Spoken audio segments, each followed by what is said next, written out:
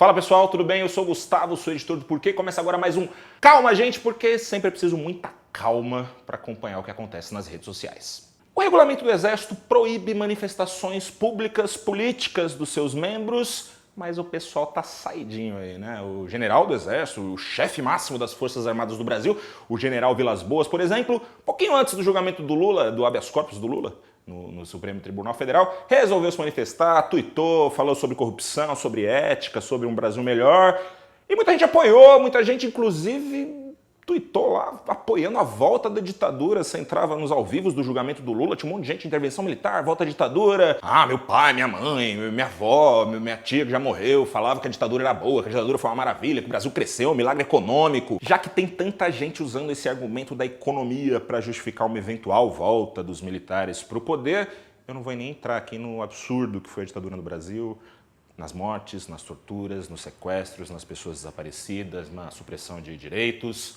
Vou falar só da economia. Será que foi essa maravilha toda? Entre 1964 e 1973, além dos anos de chumbo, que eu falei que eu não ia falar sobre eles aqui, o Brasil viveu um período chamado de milagre econômico. O PIB do Brasil crescia num ritmo de 10% ao ano durante o regime militar. Então, sim, é verdade, o PIB do Brasil crescia bastante durante o regime militar. A renda do brasileiro, no mesmo período, também cresceu bastante. O PIB per capita cresceu de cerca de R$8.000 para mais de R$17.000. Só que tem uma coisa aí. O que é a renda? Como é que se mede a renda de um país, a renda do cidadão? Se mede o PIB per capita, que é calculado da seguinte forma. Você pega lá o PIB do país num determinado período e divide pela população, ou seja, você tira uma média.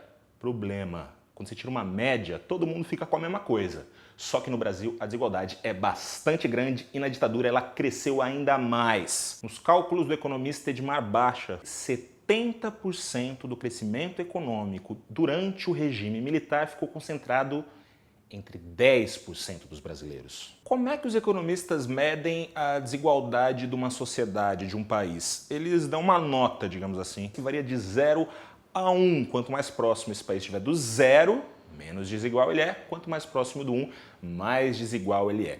Antes da ditadura, qual era a nota do Brasil? Qual era o índice de Gini do Brasil? Era de 0,50. Durante a ditadura, o índice do Brasil foi crescendo, o índice de Gini do Brasil passou do 0,60.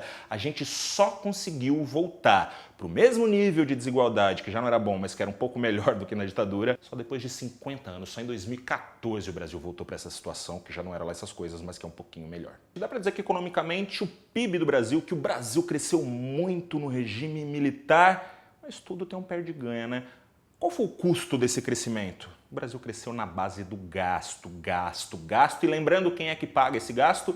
Não é o governo, é você, quando paga os seus impostos, e também na base do endividamento. Eu trouxe alguns dados aqui para você ter uma ideia do quanto o Brasil gastou e do quanto o Brasil se endividou para conseguir esse crescimento durante o regime militar. A dívida externa do Brasil cresceu segura aí na cadeira, de 4 bilhões, que já não é pouca coisa, 4 bilhões em 1964, para 90 bilhões em 1984. Eu nem vou falar aqui também da hiperinflação que começou a ser gestada ali no final do regime militar, na base do crédito na economia, para ver se o Brasil crescia. E aí, você acha ainda que o regime militar foi uma beleza para a nossa economia? O que você acha? Conta para mim.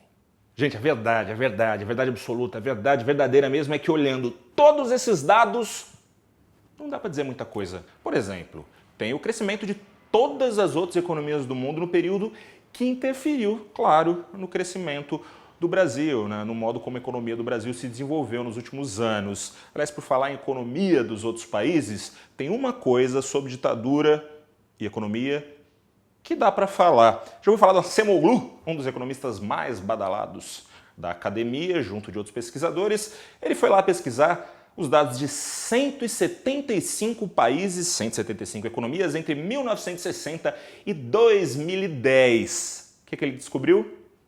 Que o crescimento econômico nesse período, no mundo todo, em sua grande maioria, aconteceu nos países democráticos. Por que isso? O que esse estudo mostra? Esse estudo mostra que países mais democráticos tendem a ser os países mais estáveis, ou seja, nos países mais democráticos existe previsibilidade. Que palavra difícil, que palavra esquisita. Resumindo, ninguém tem medo de uma bomba estourar aqui daqui 5 anos, 10 anos, 15 anos, acredita que vai ser estável o regime político do país e acaba investindo, acaba fazendo política de longo prazo.